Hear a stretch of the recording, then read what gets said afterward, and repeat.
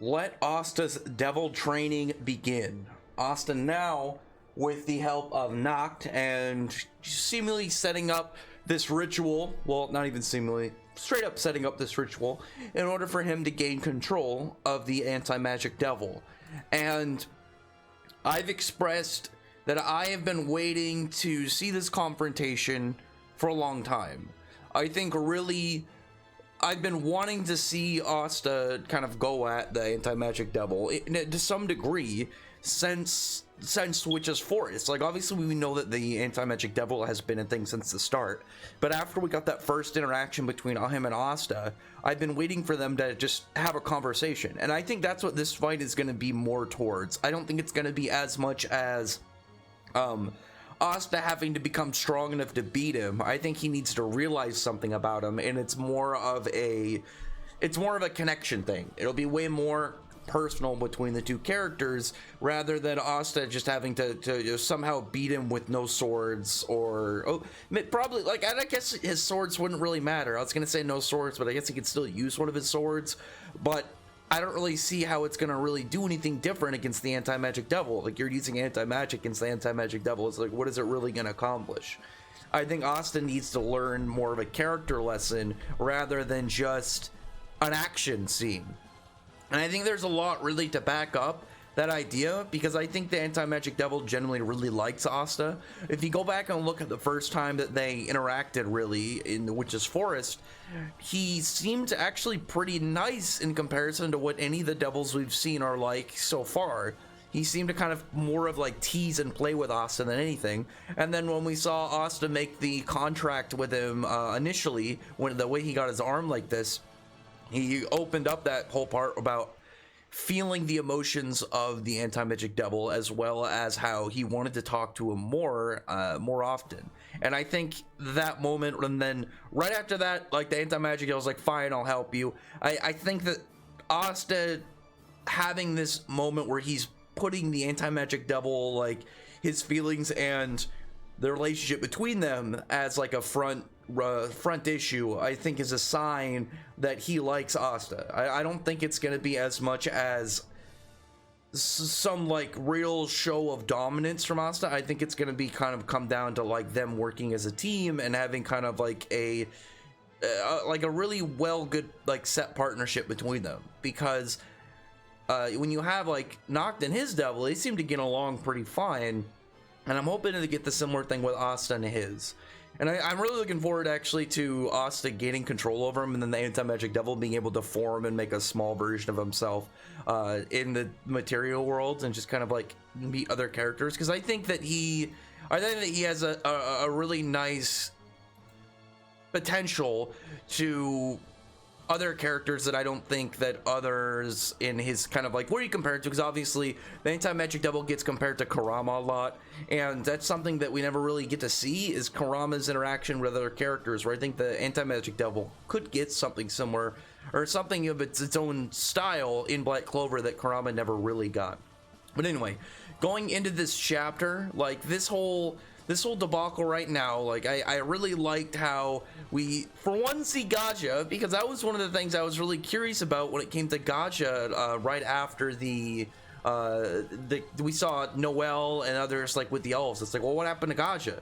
Is he dead, or like is he just like not gonna be in this scene? But we do see him at the start of this chapter talking to Julius, and all the characters seem to be really serious and ready for the upcoming battle in the next 3 days, or at least to get prepared for the upcoming battle in 3 days when they charge the Spade Kingdom.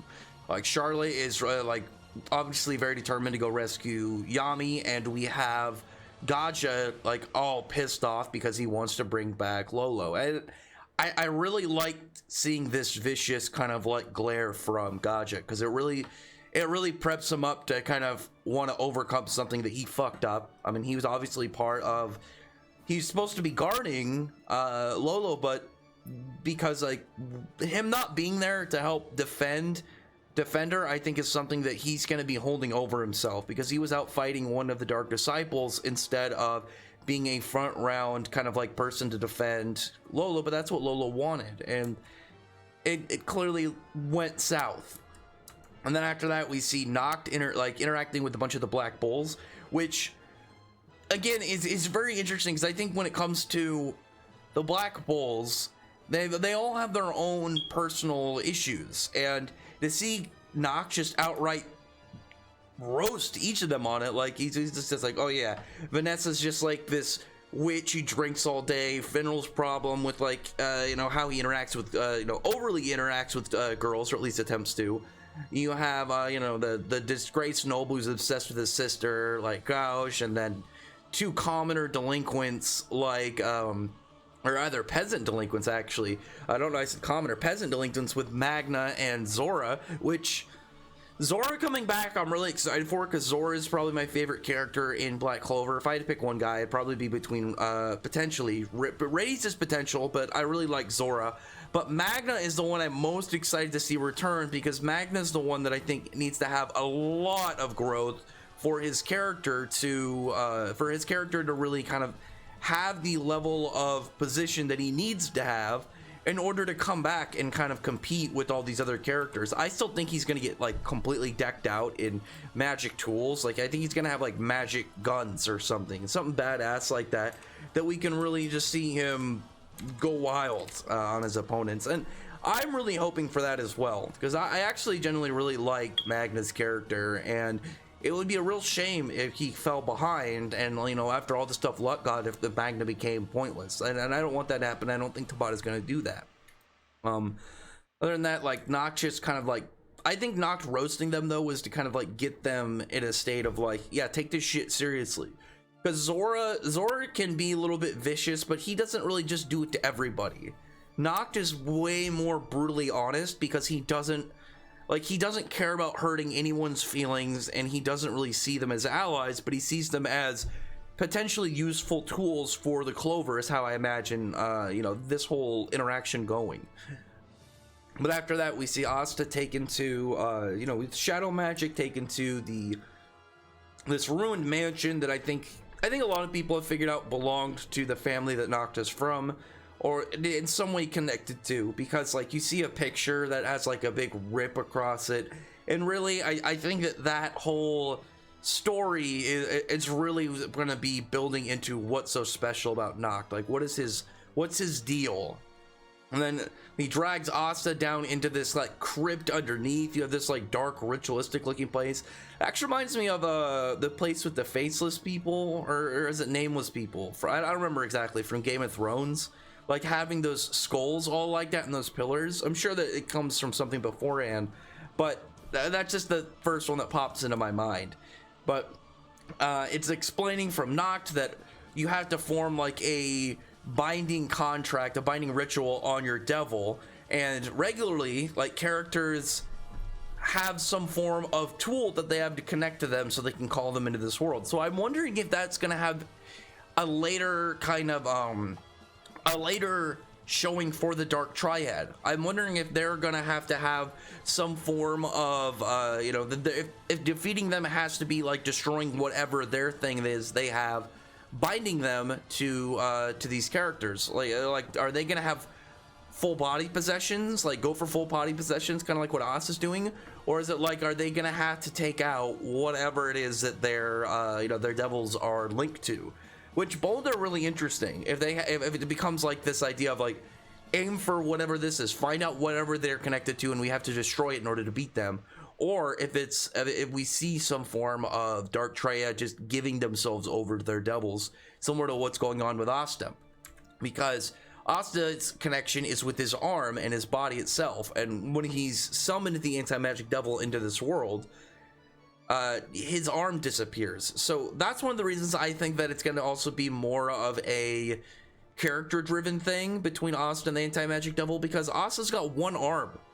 This new buff that Asta's got, he can't even use.